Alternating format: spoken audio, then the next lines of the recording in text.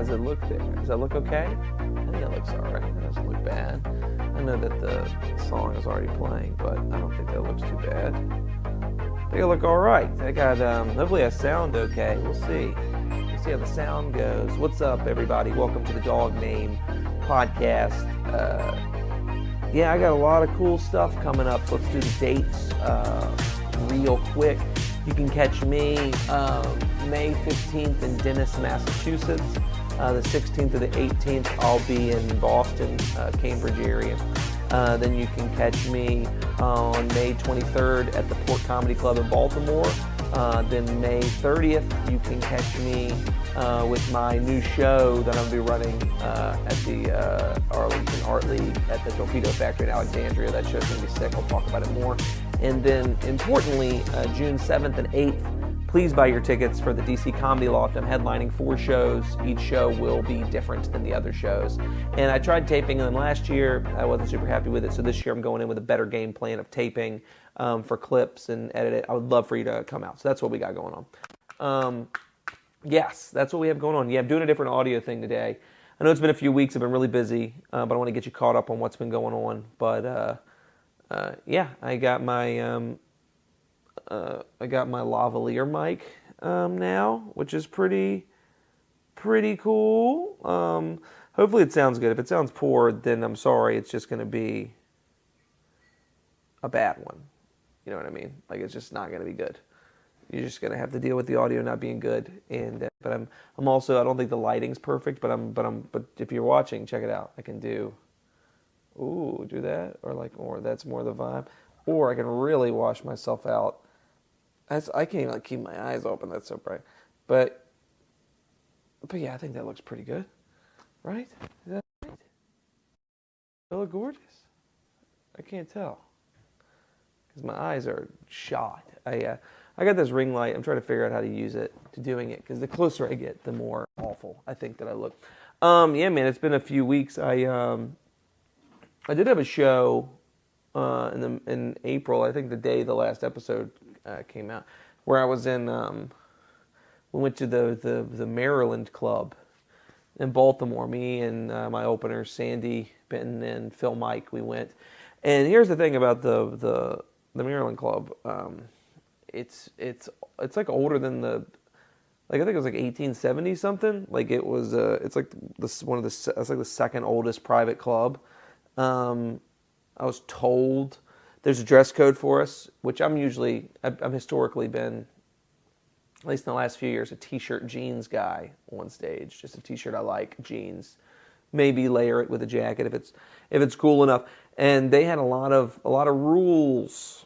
And by rules, they were just like a button up, no jeans with holes or tears in it, and no tennis shoes, which is crazy. That one blew my mind.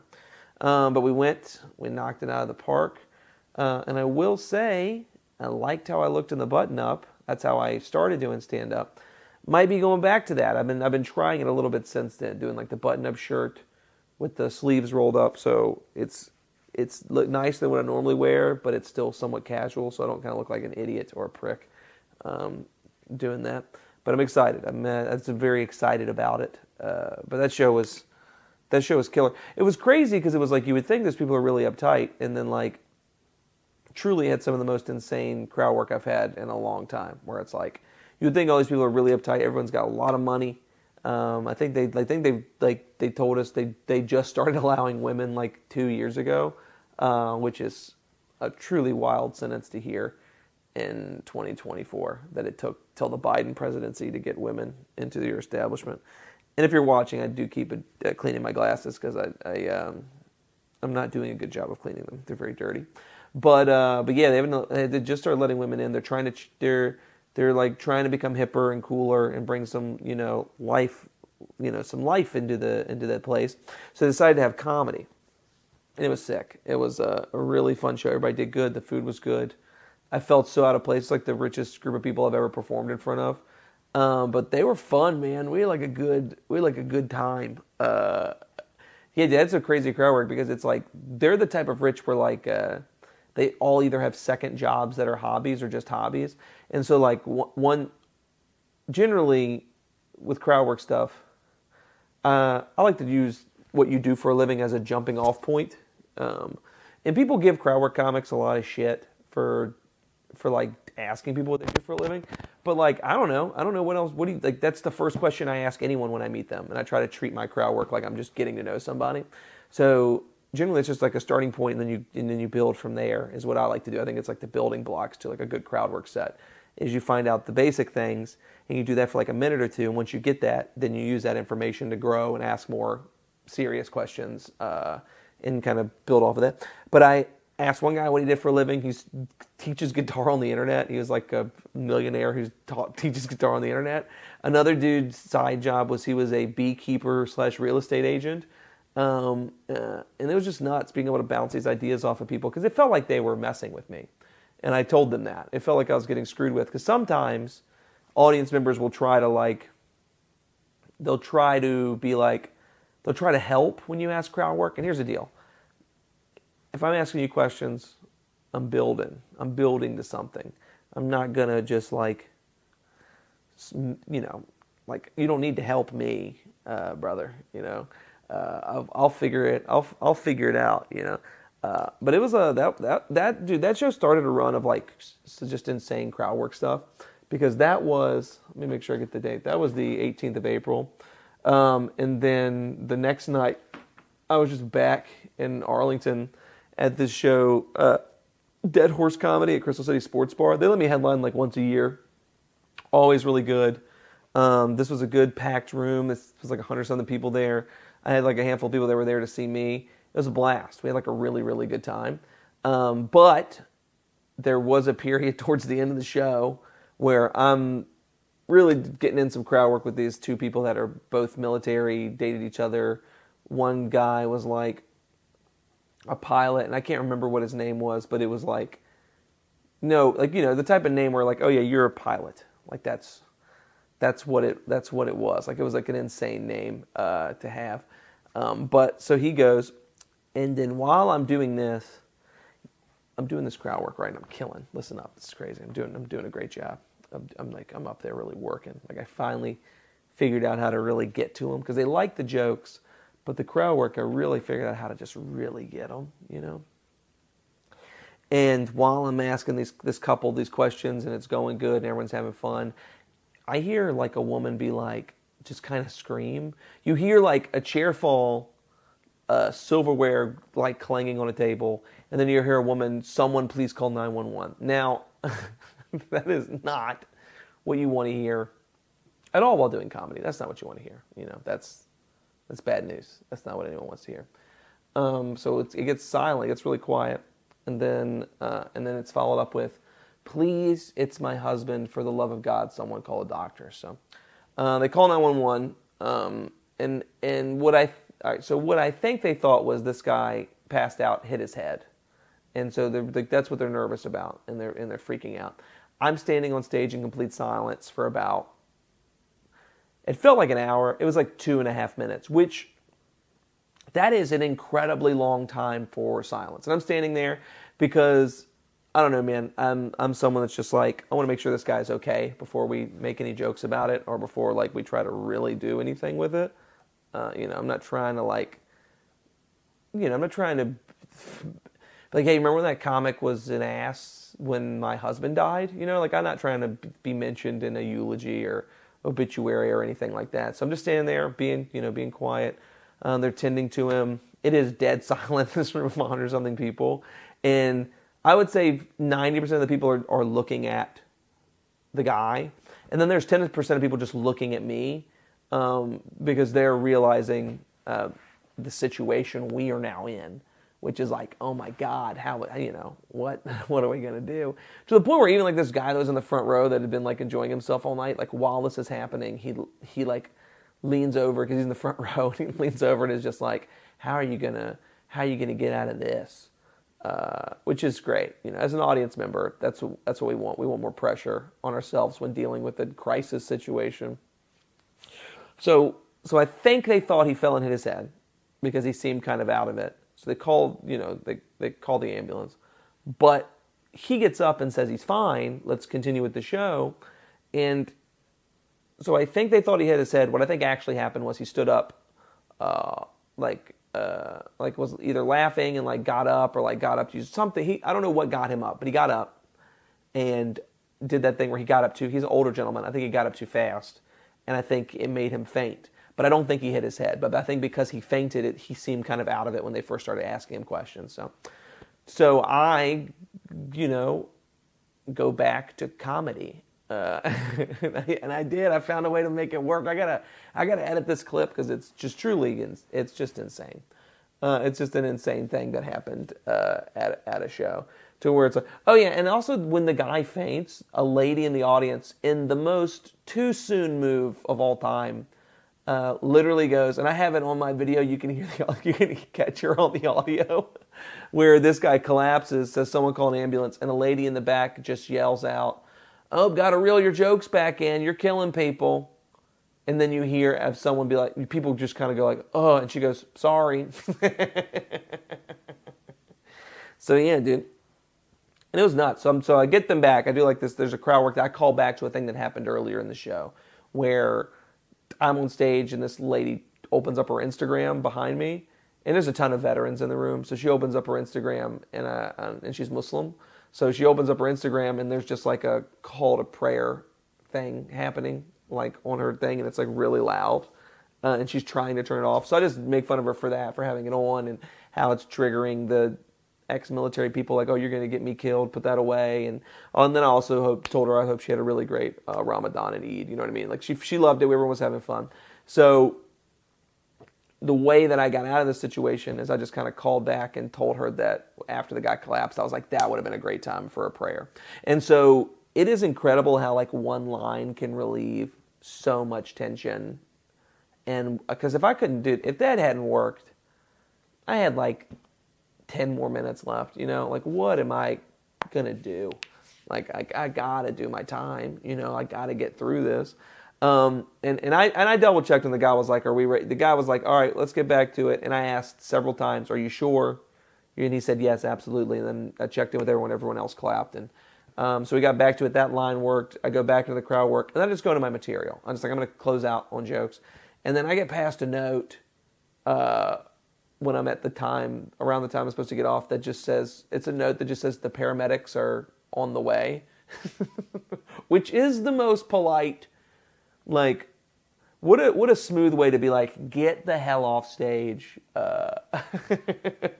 There's medical professionals coming to save a man's life. So, yeah, that was crazy, man. I've been at shows where people have fainted.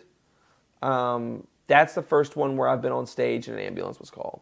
Like, where I've had to deal with it. And I've seen different people deal with it. I mean, I've seen a lot of comics deal with it really well. A lot of times the show just ends, and that's what you have to do. But this was one where the people wanted to keep going. That guy was okay, and we did it. But that was nuts, having someone absolutely collapse.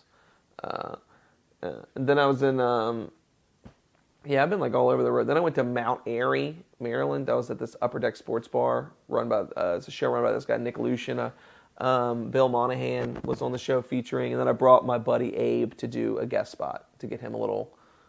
I like to take newer comics for guest spots because it's like when I'm opening, I can't always find paid spots, and there's a lot of people that I think should be headlining. So instead, I'll just recommend them for headlining as opposed to just trying to give them a guestie or something like that.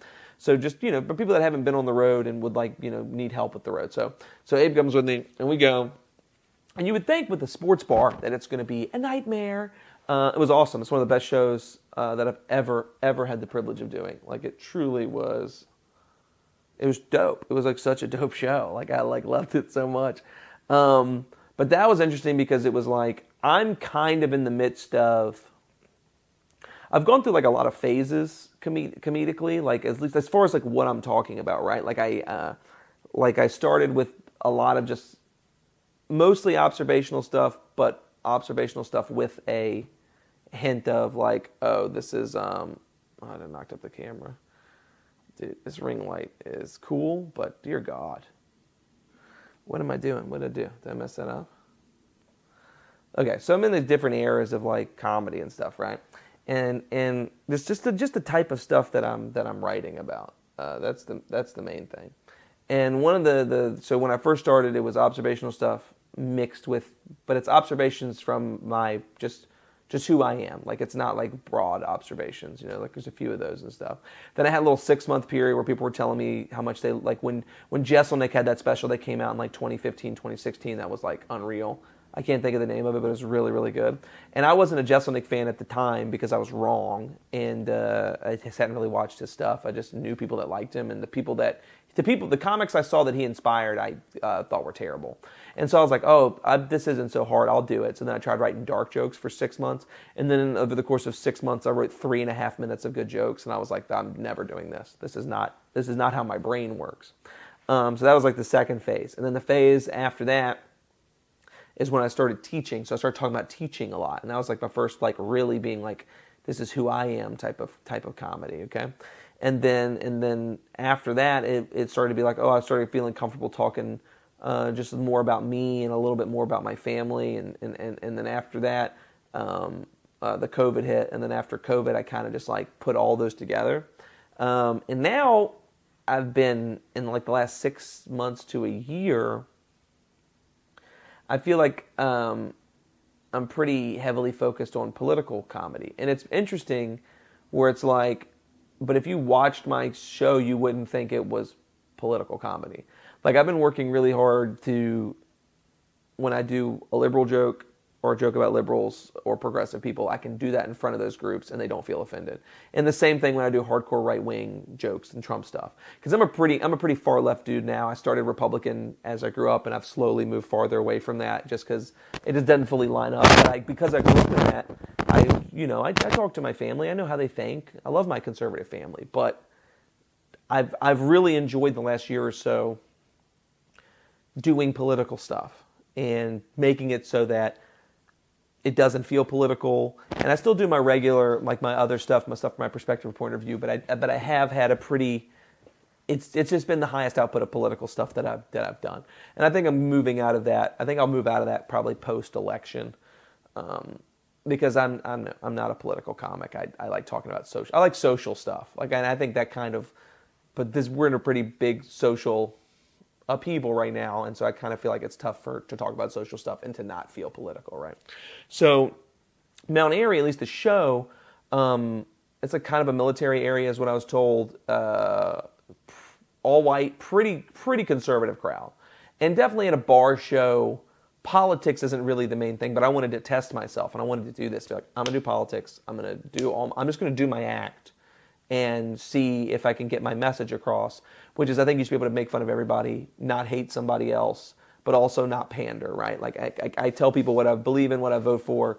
I make fun of both sides, and I just want everyone to have a good time, because I just feel like now we're just so politically divided that there is going to be no reconciliation, right? Like, there's no bringing people over to your side when you've been saying you hate them, right? So that's what I believe.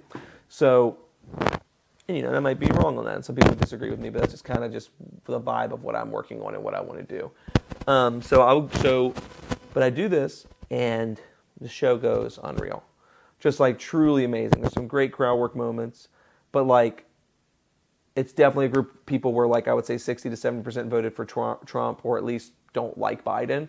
And like, so I start with an anti-Biden joke, and it's like, okay, that gets a huge pop. But then I hit them with a reference to how if I was somewhere cooler, it wouldn't be about Biden, it'd be about Mitch McConnell. Boom, that hits. Then I start doing jokes about gun control, and I start doing all these other things, and it is the most like in sync, like, wow, like, because this is the type of thing where, like, it's one thing if you're a comic and you're in a major city and you start talking politics to a bunch of people that agree with you. This felt like I had reached another level personally, right? Like, I felt like I had set a PR and the type of stuff that I was trying to work on. And I had people come up afterwards, a lot of conservative people, and be like, I like this was great, like, you made a lot of good points, like, but nobody had a bad time, which is what I care about. I don't like preaching to people. I just like telling them how I feel. And then I don't want anyone to have a bad time at my show. Having a good time at my show is like the most important thing. And it was cool to watch Abe work, you know what I mean? And Bill Monahan had a killer set, and Nick did a really good job hosting. And the owners of Upper Deck Sports Bar were very gracious, and yeah, I definitely want to go back. I had like a really, really, really wonderful time with them. It was super dope. Yeah, man, I don't know. It's just something. I like different challenges in comedy. And so there's a lot of things that, not that they're not challenging, but I've already surpassed those challenges. I've already done them. So I think I've kind of really enjoyed being able to like talk about the things I talk about and try to get away with some stuff and like have people see that there's no hate in anyone's, heart, truly, hopefully, at a comedy show. So that was really fun. I had a good time. And I know this is a lot of show talk, but it's like I want to get you guys caught up because it's been kind of crazy. The next week I went to Williamsburg, Virginia to do, I don't even remember the name of it, some brewery. And the brewery is like a Dave & Buster style of brewery, so I was like, oh, this is going to be really loud. This might suck. This might be a bad time. And all I had to do was feature. And it's a type of room where it's like, it's a massive brewery, where like half the brewery is there for the show. It's like 100, 120 people. And then the other half is, they've turned all the TVs, they've turned all the games off. But the other half, they're still talking, they're having fun. So you can hear, as a comic, you can hear all this noise coming from the side, but the speakers are so loud that the audience can hear you. So the only noise that is getting interrupted is the noise from the other people, unless your jokes are truly murdering, is covering up it's covering up the laughter from the audience, right? So, and it's a two-man show. It's me and this other and this headliner. Super, super nice guy. Had a really good time hanging out with him in the green room. He had driven up from Florida. And so we're there. And I'm like, okay, two-man show. And they're like, yeah, the DJ will announce you, which is never a good sign. So DJ's playing, DJ's doing fine. But the DJ's mic is so shitty that like it's so muffled when they bring me on stage. You can't hear any credits. You can't hear my name. You barely know that a show is starting. Like that's realistically, you barely know that a show is starting. And so I go up and I work. It was 25 minutes of work. I think I did about 26, 27, but it was all work, where the first few jokes, it doesn't feel like anything's working. It doesn't feel like anything's going well. And then you can kind of start to see people smiling and it's building. You see shoulders moving. And then I started to see people coming from the section over to the side to walk over to like see what's going on. And so they're really enjoying it, right? Like everyone's having a good time. And so I get off stage and I'm like, that felt good. That felt nice.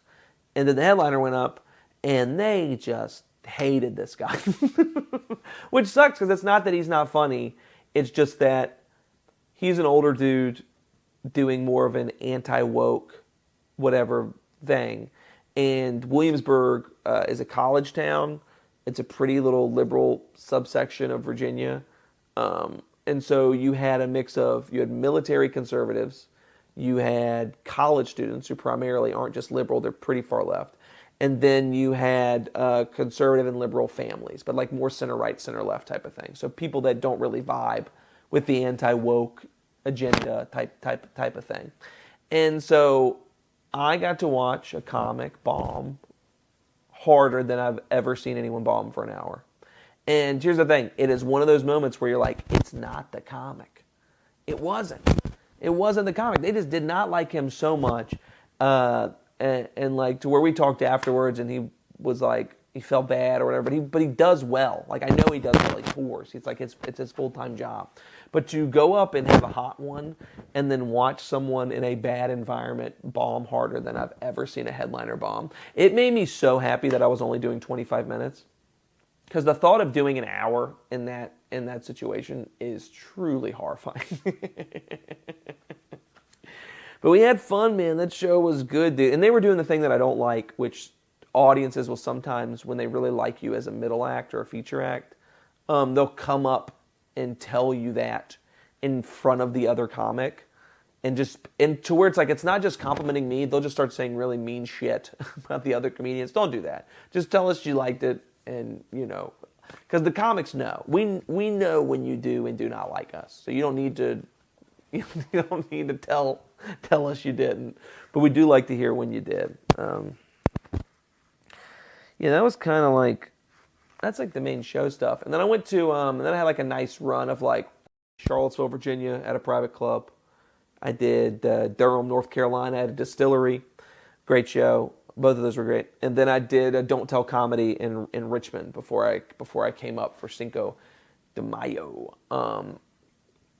Yeah, and I scheduled a comedy show on my anniversary, which was bad, but we made up for it on Cinco de Mayo, and we had a lot of fun. And my girlfriend wasn't super mad at me. But yeah, dude, the Charlottesville show was a good time. It was at this like really hip little private club called Common House. It was really fun.